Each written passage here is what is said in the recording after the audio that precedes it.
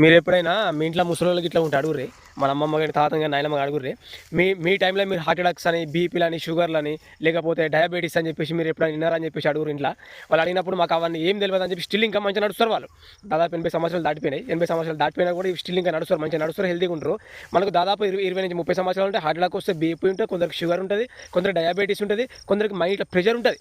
Pressure ఇది ఎందుకని చెప్పేసి మనం అబ్జర్వ్ చేస్తే వెనకటి ఫుడ్‌కి ఇప్పుడు ఫుడ్‌కి చాలా అంటే చాలా డిఫరెన్స్. ఎందుకంటే మనం వెనకడ తినేదానికి ఇప్పుడు తినేదానికి చాలా డిఫరెన్స్ ఉంటుంది. అప్పుడు ఒక భూమి అనేది కెమికలైజ్‌గా లేదు.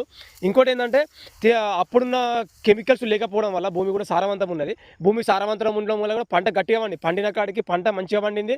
ఆ పండిన పంట కూడా పోషకాలతోని చాలా అంటే చాలా మంచిగా ఉంటుంది.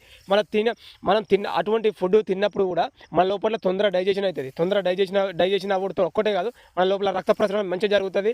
ఎటువంటి హెల్త్ ప్రాబ్లం ఉండదు, ఎటువంటి బీపీ ఉండదు, షుగర్ ఉండదు. అటువంటిది మనం ఇవాళ కొత్త రకమైన ఫుడ్కు ప్లస్ ఇంకోటి ఏంటంటే అవుట్ ఫుడ్ బయట ఫుడ్కి ఎక్కువ అలవాటు అయ్యి ఇప్పుడు మనం ఏం చేస్తాం, రకరకాల తిండి తింటాం, టేస్టీ ఫుడ్ తింటాం.